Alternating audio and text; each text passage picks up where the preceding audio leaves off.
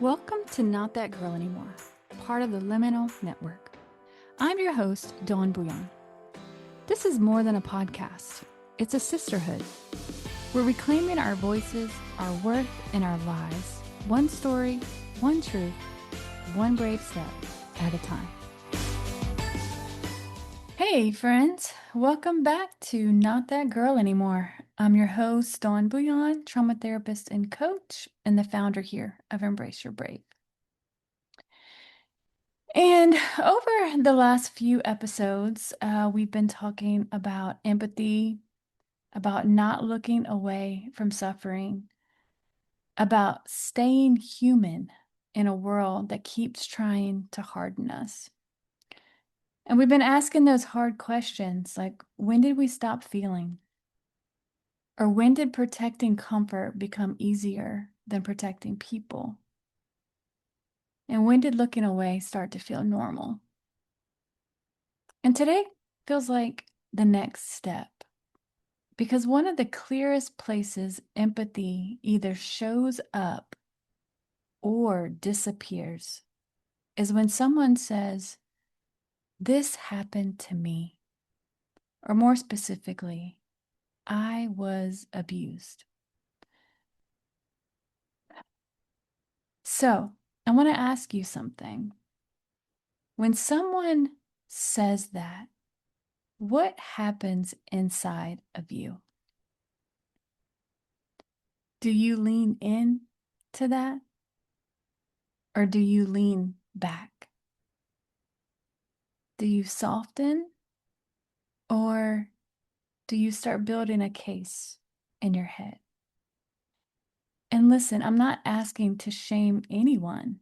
I'm asking because this is where staying human gets real. And this is personal for me. I sit with too many women whose lives were shaped not by just what was done to them, but by what happened when they tried to talk about it. When someone tells you they were abused, something sacred is happening. They are stepping out of silence and they are taking a risk. They are choosing vulnerability over hiding. And that choice almost always comes after a long, private battle. And by the time she speaks, she's already questioned herself. She's already tried to make it smaller. She's already wondered if she misunderstood. She's already carried shame that was never hers to carry. And so when someone finally says, "This happened to me," they're not inviting a debate. They are hoping to feel safe. And what happens next matters more than we realize. Because abuse already makes someone feel unsafe. But not being believed makes them feel alone. The first wound is the harm. The second wound is not being believed. I was talking to one of my girls this week, and she was telling me that her teacher asked her what empathy was. First of all, glad to hear we're talking about empathy in school. But her answer was, "It's when you put yourself in someone else's shoes and feel what it felt like to be her." And that's it. It's not analyzing it, it's not debating it. It's feeling what it felt like to be her. What did she feel? Was it helpless? Was it afraid, ashamed, small, powerless, trapped, alone? Before you ask a single question, let your heart feel it. Let it go there. Let yourself feel how vulnerable that moment must have been. And the confusion and the fear and the freezing. That's the part we skip. We jump straight to the logic. But empathy asks us to stay in the uncomfortable part first. Because by the time someone speaks up, they've already sat in that discomfort alone.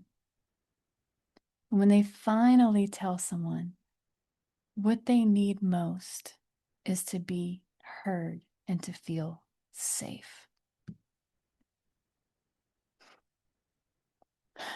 I saw a reel this week that it just kind of stopped me, and I think it brings some awareness to where we are culturally.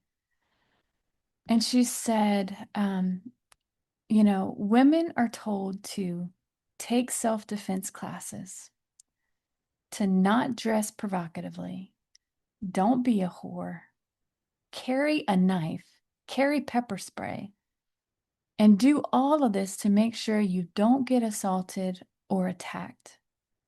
But if we get assaulted or attacked, you don't believe me. And we're not telling the attacker not to attack. We're telling the victim, don't get attacked. And every man would say, I'd never do that. But nearly every woman you know has been sexually harassed or assaulted. How is it that no man has done it? But it has happened to almost every single woman. And that question just sits there. Because think about it. This exposes something uncomfortable. We've trained women to prevent harm and then required them to prove it when harm happens. And somehow accountability rarely lands where it belongs. And that's hard to see. But staying human requires that we don't look away. Culturally, we're being trained, and all the responsibility is being placed on the woman to stay safe. But then when we're not believed. What is that? Let's think about that. It's so true. And listen, the women I sit with are not dramatic. They're exhausted. They're exhausted from explaining themselves. They're exhausted from defending their story. They're exhausted from wondering if they should have just stayed quiet.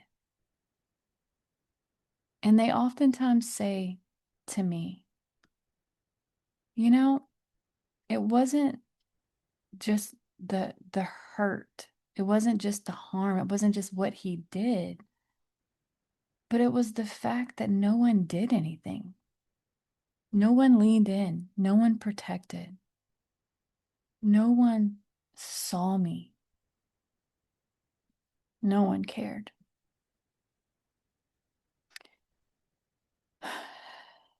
And right now, culturally, if you're awake at all, you know that the Epstein files are in the headlines again. And remember, this is a collective trauma for survivors. Everywhere survivors are feeling this. It's not just news, it's activating. You can see it in their eyes.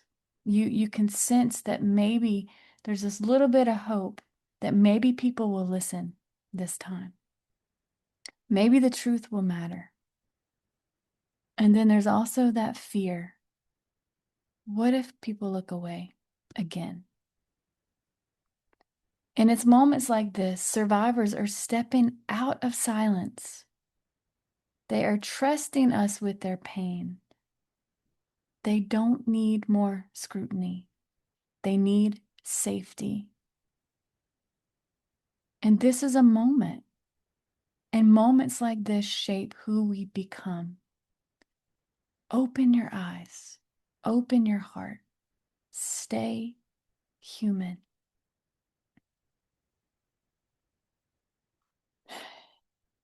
If you have ever told someone what happened to you and they didn't believe you, and if you walked away feeling smaller instead of safer, or if you started doubting yourself because someone else doubted you, I am so sorry.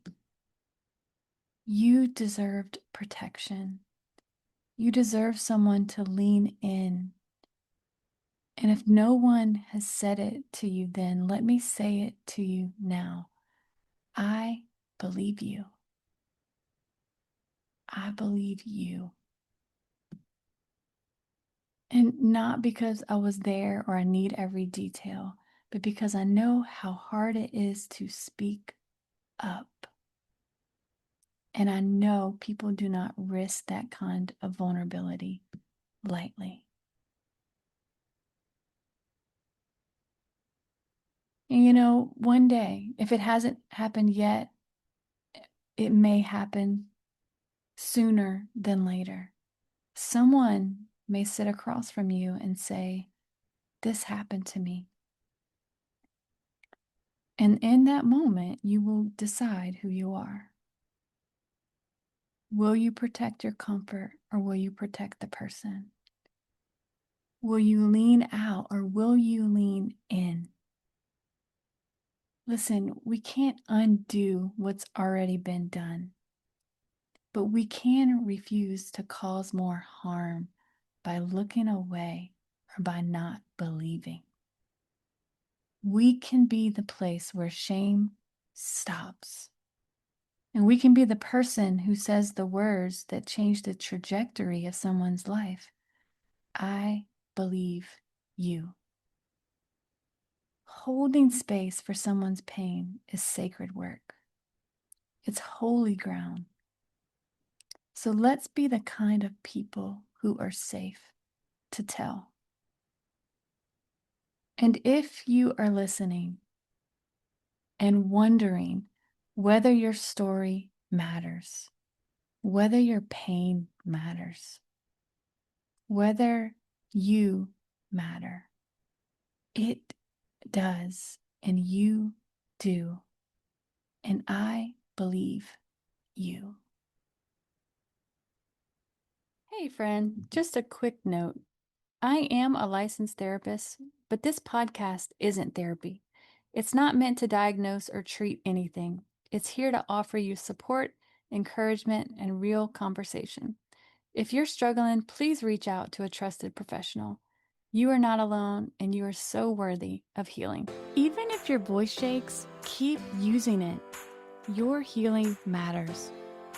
If you're ready to go deeper, you can book a session by clicking the link in the show notes or visiting our website, embraceyourbrave.org, to learn more about our therapy and trauma-informed coaching options.